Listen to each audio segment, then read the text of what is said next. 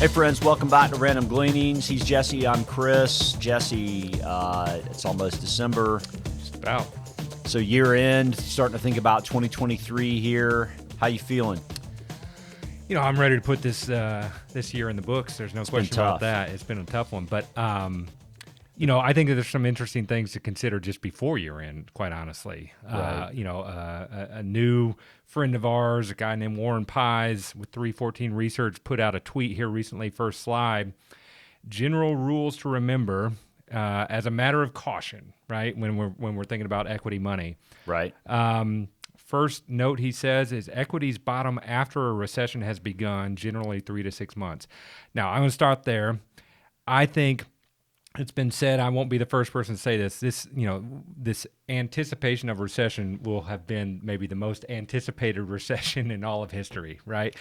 But this year's been slow motion. It's been slow motion. And so I think most people agree that, yeah, there's, one, whenever we're not in recession, the next one's coming. Okay, so there will always be one that's coming. But at the same time, with what the Fed is doing and everything else, there is an anticipation that we're headed towards a recession. And to your point, it's been slow motion. So help me understand where you think or what the current research would suggest as to where we're at in getting there. So my big thing is always thinking about what's happening from an earnings side, right? Like we all focus on the price, but what about the earnings that are driving that price up, right? Right. And if momentum's strong to the upside for the bottom line of corporations, well, that's great. And as we referenced not long ago, when there are no layoffs, then you've got to think that corporate America is doing fine.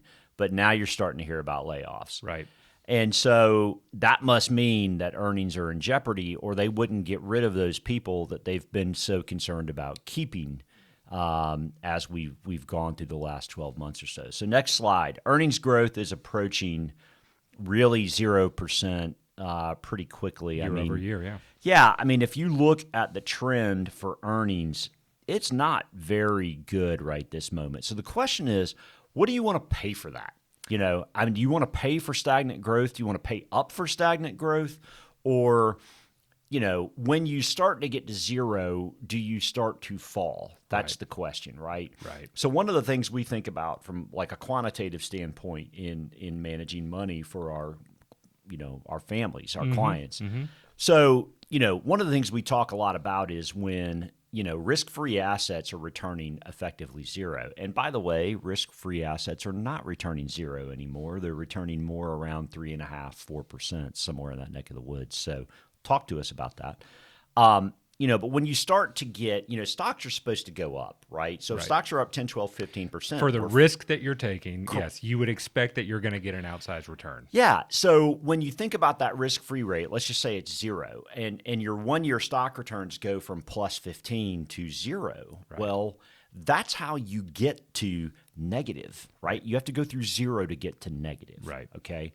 So from an earnings perspective, if you're approaching zero, and as you see here on this chart, we're starting to see negative estimates looking into the end of the year, right? For the quarter that we're currently in, right? Correct, right? So that's how you get to negative. Right. You go through zero. Right. So if we look at the next chart, from basically the Great Depression till now, there has never been a year 3 in the presidential cycle recession.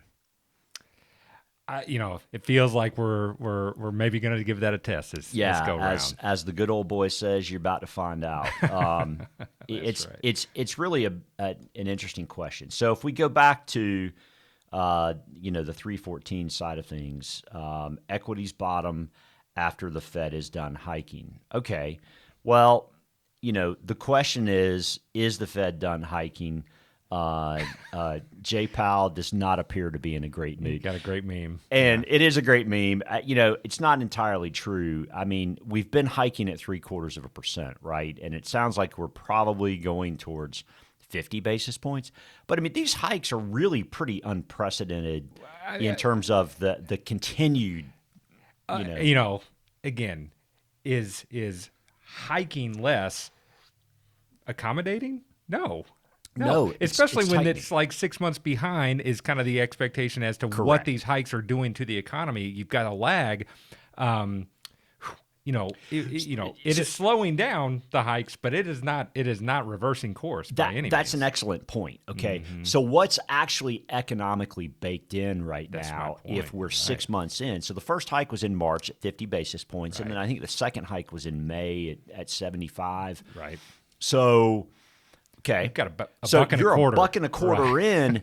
in, and the effective Fed funds rate is 3 7/8 now. I mean, Right. we're a long way And they from came that. fast and furious Right. in the last 4 hikes, such that there is some maybe concern to be considered looking out 6 months, right? Correct. So That's exactly right. yeah, So, and next chart, here is a chart of what the market expects Fed funds futures to be. So, what we're looking at here is the expectation that the Fed will raise by 0.5% in December. Is that right? December 14th? that's the odds. So the blue box Right. shows the highest probability based on market participants' expectations of what the Fed does at their next in their ensuing meetings over the next 12 months. And then the expectation is that in February, you'll get another hike of another 50 basis points. That's right. And then then one more at 25 basis points with Fed funds at 5 to 5.25%. Right. Right. Yeah. Listen, that's a big move. That's another, buck and a quarter. yeah. And that's what we're saying is baked in right now to the economy, right? So, I'll note that you see the conviction of those moves getting smaller. Okay, just based on the probabilities of what those moves might be. In fact, we're going to talk about some events coming up, and we're going to hear Powell. That's one of the events we're going to talk about. We're going to hear him speak tomorrow, or by the time this is probably out, right? He will have spoken. That will be, at least from a market perspective, somewhat telling as to what the anticipation is in December here. So we've got Powell speaking tomorrow. We've got the job openings numbers coming tomorrow. We've got home sales numbers. We've got PCE and manufacturing on Thursday, and then the unemployment rate. Well, let's go ahead and talk about job openings versus unemployment rate. The Fed wants this gap to close. Next chart. The purple line is job openings, and we've been showing this for the better part of the year. It peaked in March, but it's a pretty stingy number. I mean, it's not dropping to the speed that our friends at the Fed want it to. And I saw the other day one of the Fed governors actually reference where they would like to see the unemployment rate. It was around 5%. So, getting back to that pre-COVID around 7 million open jobs and 5% unemployment would close that gap that's there right now, and causing such an issue for the labor market and such an issue for wage inflation. That's right. It would lessen that. It would loosen it. But the question is, how long does it take for all those things to come into the economy, right? I mean, that is the big question. That's exactly right. That's exactly right. So we talked a minute ago about momentum and the notion of when momentum's positive and then it goes to zero, that's how you get to negative. So let's talk about earnings for a minute. So now that you're starting to see those layoffs begin to, and listen, we're not talking about massive numbers here, right? Not at present. I mean, you've got an unemployment rate that's gone from 3.5 to 3.7. Right. I mean, that's not exactly a big move. But once you start to get towards zero earnings, the question is, how far do you fall? And I think you referenced this before about, what happens when earnings get to zero or start to fall to negative. I mean, I think at least there's some track record of as earnings get to zero, they generally then start to blow through it, and that can make to the downside. Yeah, that's exactly right, to the negative side. And you and I have talked about this some, that it can make some sense that from a CFO CEO standpoint, hey, if we're going to look bad on this quarterly earnings report, let's just get it out. Let's Kitchen just sink get it. everything out Yep. of the way. That's exactly right. Right. And so it's not a surprise that once you hit flat, that you just go and get negative. And quite frankly, as as bad as that is, that's what starts the healing process for profits to start to rise again. But it's with some pain because unemployment starts to rise, right? So The biggest challenge, though, is that there are two sides to that calculation. One is the earnings per share that we actually get, which have flatlined. I mean, so when you get to zero, you've flatlined over the last 4 quarters. That's right. Okay. So at the end of last year, we were at 220 for earnings on the S&P, which means effectively just call it $55 a quarter for, so if you take up all the earnings of the S&P 500, all 502 companies, and you add them all up per share, basically you get for the year roughly $220 of all those earnings per share for all those 502 companies. Okay, so you get to today, which is November 29th, and you are at roughly $39.50 on the S&P. So if you take that $39.50 and you divide it by 220, that gives you your price to earnings multiple, right? That's right. So where historically, if we go in recession, do we end up from a multiple standpoint? The long-term average is around 14.5. That is, just as a note, that takes into account the 2001 recession when multiples were still through the roof when a recession was declined, Right. which would, if you exclude that, put things closer to 12.5, 13. Right. Which is not a pretty number to think about from an S&P standpoint. So if earnings fall 10% and the multiple compresses at the same time, what you end up with is an S&P that could, I mean, right now we're at what we've got this chart in here. I mean, we've got a valuation right now looking forward of about 17 and a half, That's 18, right. somewhere in that neck of the woods. Mm-hmm. Okay. So if you go to a 14 and a half on 200 earnings, that's like 2,900, 3,000. I mean, it's, and I'm not suggesting by any means that we'll necessarily get there, but that is the math. Right? That's the math. That's exactly right. And that's when something becomes a screaming buy, right? For Correct. the future. There's no question about that. Which is why you would want to have cash. Some dry powder. Again, dry powder earning 3.5 to 4% today, not zero. Keep that in mind. If the bank's earning 0 point nothing still, you need to be getting more on your money. We can help you figure out how to do that in a liquid way. It's using U.S. Treasuries. So, yeah, I don't mean to go into the holiday season with such a dire picture, and because I don't think that it is. If you are preparing and researching and understanding where we're at, and that's not to say that we're exactly going to be right about all this, right? But at the same time, if the probabilities are against you for future growth right now, that dry powder becomes pretty valuable.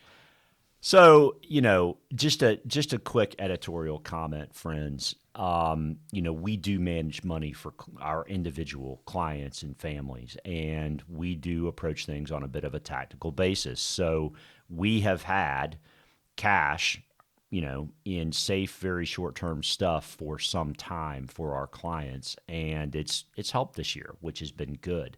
That doesn't mean we won't reinvest money. It doesn't mean that we're going to stay in cash forever. It just means that at the moment, there are two sides of the field in football, right? There's offense and there's defense. And the question is, who's on the field right now? And, our view is defense is still on the field. It feels appropriate to have defense out there. Let's look to the next chart that deals with two pieces of information. Basically, when markets are not so volatile, and when they are pretty volatile, like 2022's been, and then strength versus weakness. So this year has been both volatile and weak. And if you look at the returns when that's what's happening, weakness and volatility, I mean, they've been pretty bad. Yeah. And in fact, when you've been in time periods when it's been more calm, but there's been weakness, your return has been roughly pretty flat. Right. What's so interesting, though, is even when you look from 1970 to 2022, the average annual return for equities is roughly 9%. So the big question is, what can you do to mitigate some of that volatility and also the weakness? Is it just ride through it? I mean, 9.2 is not a bad return. I mean, it's a great return. But yeah, I mean, I think from a personal standpoint, understanding where the market is, because we can't control the volatility, right?